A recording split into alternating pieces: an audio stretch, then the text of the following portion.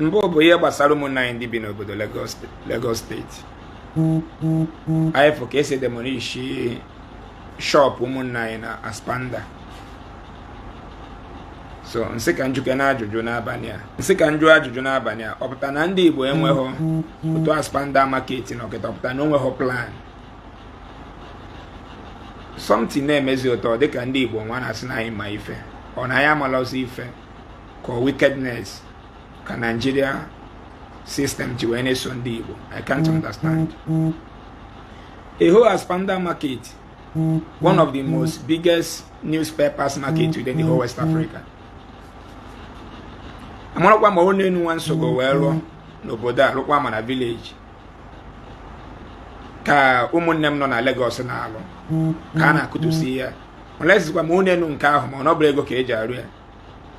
Mana ọ bụ nọ n'otu hit si apụ m n'ike ma nna alụ upstairs ka o si apụ m nna anyị ndị a na-akụtusi shop ha today, warehouses ha na Aspanda 2-story building. My brother, arụ mewere ndị Igbo nsị ka njọ ndị be anyị ndị Igbo ọpụta na that Aspanda enweghị plan, enwere master plan maka anyị nwa na-eme real estate. Ịbata na real estate ndị town planner ga-plan ya, register anya, iwe jide may approve, government may approve, then all that town planner parcellation ka ga-esizi na generate plot number na-enye ndị mmadụ. Nsị ka njọ ọpụta na ha enwere ọpụta na unu enweghị chairman, that is onye isi. Otu Aspanda nọ na unu enweghị onye isi. The market enweghị chairman at the first time before ebido there, or not the organized.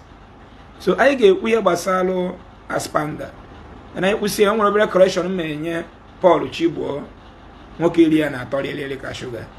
Menye Paul Chibuo obere correction against nwa baby virgin nwoke na amahụ nwanyị ịghọta. Mana ka anyị bido from the Aspanda, achọrọ m ka ozi a ruo ụmụnna anyị nọ na all over the world ntị. Anyị bụ ndị Igbo, anyị abụzikwa mmadụ. Ajụjụ ka nna ajụ. Ịbata na be nna m n'ụzọ nwanyị today, enwezi na-aga ugbo. Understand? Nobody goes to farm in my own village. Ije ndị na-achị efi gbuo gị dọdọ. Now, ụmụnna anyị ndị nke nọ ụzọ ije nọ na Lagos State, every day ụlọ ndị Igbo ka na-akụri, o nwere every year a-akụri ụlọ ndị be anyị na Lagos. Every blessed year na-ajụ ụnụ nwe nọ na Lagos ọpụta na ebe ahụ a na-akụri o nweghị plan, o nwere master plan, o nwere parcellation plan. Ọpụta na ndị town plan na plan ho the place no just je rụba afịa. I don't know. Ọ bụrụ na ụwa chọọzi na anyị ka anyị nata na be anyị ebe a, ka anyị bụrụ afịa niile abụnata na ala Igbo. Onye Yoruba gbalụzie moto bịa ebe a ka anyị nweta nkwukwe ma some revenue from them. Onye Yoruba gbalụ moto bịa ebe a bịa bụrụ afịa. Ndị Ghana ma Togo na-abịa egochu na afịa na Lagos, ha bịa kene na East. Ekwo ka anaba ọ dịghị izi, mana nwayọọ nwayọọ gị jee Lagos bịa ndị be anyị dọwachalụ. Just ịpụta isi ndị Igbo nata ọ dịghị izi ọga. Ejem side aja one state my friend kpọrọ nje na aja. Ana m anụ na ndị Igbo na-ekpochi mmiri nche na ọjọọ ụdị mmiri a na-adọ n'ezi ebe a. Ama na osimiri n'eziokwu awụgide osimiri wuchie. Maybe from tomorrow may ebido post with some video mecha there. Ana arụ mansions. So nata adịghị izi, mana anyị ga-ebido gwe make steps, gradual process. Anyị dịzịkwa ka ndị agbara ọsọ ahịa ahụ. Ebe ọ bụ na anyị jiri ugbo anyị ga-eji ọmarịcha obi. Obodo niile anyị nọ tata anyị ji obi ọcha bịa na befa. Ana m ekwu ya maka na mba onye Igbo. Obodo ọ bụ na ndị Igbo nọ na Nigeria, ndị Igbo ji obi ọcha, obi development, obi nwanne wee bata n'obodo ahụ. Ya mere onye Igbo na-enwezu 500 million gaa n'obi ruo ezigbo ọmarịcha ụlọ without caring no Ogun State, without caring no Kano, without caring no Taraba. Mana nwe onye Ogun State ma Taraba ma Kano gaa n'obi nwere 10 billion gaa n'obi rụọ 1-story building anywhere na Igbo. Na-ajụ ọnwọgbu ka ha na-emezi ọpụta wata ọmụ anyị dị confused in life. Ọ bụ na anyị na Nigeria bụrụ ofu sirapụ na anyị ka anyị naba si nye na anyị freedom. Ị na-agwa m na ọ bụrụ ndị Yoruba rụcha this 2-story building na Lagos state government ga-enye ọda si create those buildings na-ajụ ọkwado ofu n'enu a nlụgo n'obodo a lụkwa na village ọkwa nyanwa ka a na-akụri ihe adị ka ego nkunu ji alụ nke ahụ ọ dị iche ọ dịkwa painful ọ dị painful anyị nwezi onye na-ekwuru anyị nụ na ebe niile na-apọtọpọtọ jụ na Lagos steeti ma ebe na-esisi eji eme alaba anyị na-anụ na-ewu ewu iji ebe ibe akwa ịbata ime alaba ebe nke anyị gafewasị na Alaba International pọtọpọtọ kwa last week pọtọpọtọ ka gwana mmiri ezoro dade mmiri izo sef mmadụ ma nga ndị na Alaba International Market. So Lagos government na-arụchago ebe niile kwesịrị ịrụ na Lagos taichi ebe niile kwesịrị ịta ọ bụrụ ikutu ụlọ ndị be anyị gboo dike na ọgụ ụlọ o nwere onye bịara ikpuru maka ndị Igbo asịsị kpọgbuo ya Ojukwu nụrụ ndị Igbo ọgụ nụsịarị ndị Igbo ọgụ ọzọ sineti na Nnewi North ka Nnewi South daa onye pụta ikpuru ndị Igbo ọnụ tọ mpụtara ikwu na eziokwu ya gbasara ndị ụka na asịsị kpọgbuo m nwekwa evidence unu ji akpọgbu m nọọsụ Igbo Ezeaku ka asị na-arị bie enu si Igbo Ezeaku ka asị ribi Igbo enu you shall die unu ga-egbu m na ga-atọ m nga just unu tọọ m nga kịta ka asị ribi bie enu ka egbuo ekwu unu with olive oil and prayer egbuo ekwu unu bụ agwa speed wee jụọ ndị nọ na Spanda one of the most biggest newspapers market today in the whole West Africa ihe na ajụ bụ ọpụta na that Spanda enweghị plan kedu ka Lagos state government ga-esi just were na excavator bata na ụdị afịa dị otu a Chineke na bata na ụdị ahịa dị otu a na-ewere isu nọ ndị mmadụ ekiriche vidio anụnwa anya mmiri agba m enwe something anyị mere abụla ya ọnụ nke gburu during the war ezughọ aka na agbagbo anyị mana village anyị ndị na-achọ efi analụghị anyị ugbo anyị jekwo west ịzụ ahịa jekwo north ịzụ ahịa problem ugboro ne ka gbagoro ụnụ ka ọkụ n'ugwu Hausa tos ka egbuche ndị Igbo a na-agụti ọnụ nke ndị middle belt gburu anyị mmadụ na-akọlụ m onye call the history during the war ka after the war ndị by train from Lagos ka Abuja na-anata ndị middle belt ndị side Benue wee jide ihe niile ndị Igbo niile nọ na train agbusie ha ncha load ozu ha ncha send out the whole death story tani Igbo na-ajụ chairman ndị bidola afịa data Spanda onye nweghị plan a survey of the place were ya jee na Lagos state government ndị town planner Lagos state town planner ndị town planner plan at the place you need the parcellation plan which I channel into real estate ma gị nwa na n'onu m bụ ego ka izu ọgụ bụ ọgwụ maka ọ dị ka unu nwa na Lagos onwe unu ji ego eme ịchọkwa onye ịrụ ụnụ jụọ na-ese ihe akwa mkparị ka na-eme anyị negodo ihe niile nọ na Lagos don ndị Igbo develop ya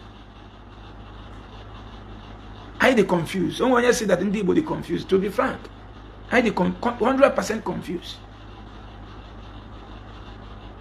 ọ bụrụ president obodo a ka onye Igbo na-echi ka o rie aka ebe president eruru oge aka during this regime Tinubu na Peter Obi ihe opportunity anyị nwere ịbụ president obodo maka nke a na-abịa na ndị Hausa ya eke mkpocha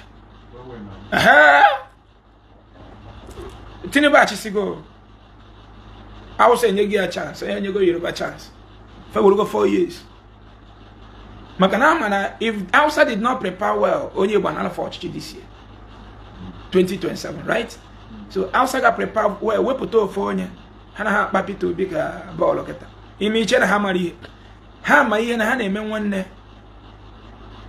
fa na-eme nwanne ha na ha akpa Peter Obi ka bọọlụ kịta ị ga-afụ ije ọzọ nwe ihe m gwa gị na-eme hụ 2027 na ha weta ofe onye ogwu onye a ga-win president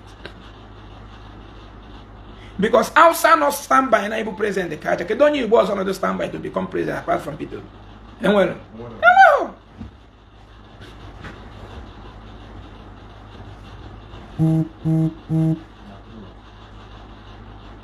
Akwami ya nwanne m oke Akwami has in Lagos state government did nothing wrong Igbos knew that those lands are illegal and still went ahead to build shop there, even after government wants them. It's possible. Because anime like Nani Igbo eba. And when a real estate, Nani Igbo aya, government ige follow chini no to follow due process. We establish your estate. Government abi analog the place. It's not done. Ndị baye ga akpachara kwa na man na aba na government. Na abo gene ana government ọ dị ka nkarụ am na Greek. No ba na pa Greek na nkwere here. Ndị mbuka ya kuturu no ha dị ka aja. Ndị baye makwa na that place ba Greek no government nwe. Ina no ene onye baye ni obi paslate ebe rebi ụmụnna anyị. Rie ha mugu were go na. Obi ano chetene government property jidi ihe niile na ba akuri. Government will transfer there to a real estate developer develops the place. And when fair water was na number eba, buy in a and they don't give CO for water was and no HMI property eba. What was your vaccine? I didn't see for no about government area. Master the bike and I run all dear. So when watch you knew 1 million banana bracket can what is a winning run outside the water was. Ono maybe the woman wife. Water was in a run about I could soon. So for confused I had to confuse. So now I could each other to the Gana and I put up and alone no like you. What? I don't want to check again. Manono Chetani, then develop a new. Then develop a new. When you walk defend Uno Kolo Maraman Colombabu Megan Yaro.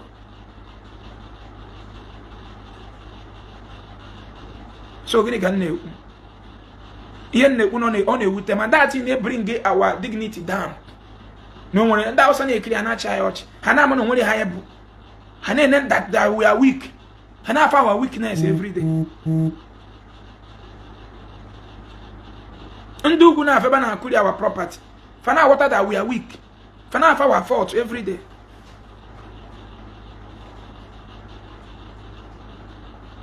So gini can now wage. Oh, we samala poko na go ba the Hong Kong. Ma di nwa bu nwa fi Igbo makwa na ebe a because mother mama chife niile. And when that man na ma clear out.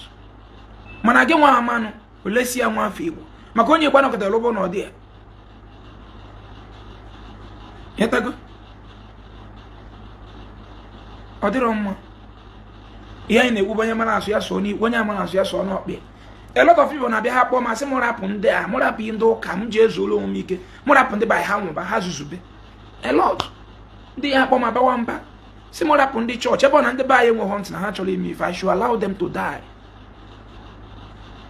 dike Paul Chigbo nwoke ile ụtọ ile sugar ile ncha pụta address wa Mathias Ezeaku Mathias Ezeaku bara yellow ke bara yellow ko bulala bara yellow ko bulala so e onu bu ndo kazuzu che na ni bo bara nku no obubelo mad mo no nu aka luru da psychiatric hospital ndo ka wanna ekwu ya e pete sim na bara yellow ke obulala bara yellow ke na idi magucha university na Nigeria ga eyire prom yiri nyare chaplet na ago nam top na kop nde kelabo na top na top nde kelabo na top nde kelabo hita na pia na alo nyanwa mara eke mmadu abu mpia mara eke mmadu abu ma mi na heke umunne ni na heke ihe o wotare ba abu no nwere factory na be no nwe ha olu as a graduate o wotaze na ekeli abu and onu nwa be evangelist Paul evangelists, reverend fathers and pastors,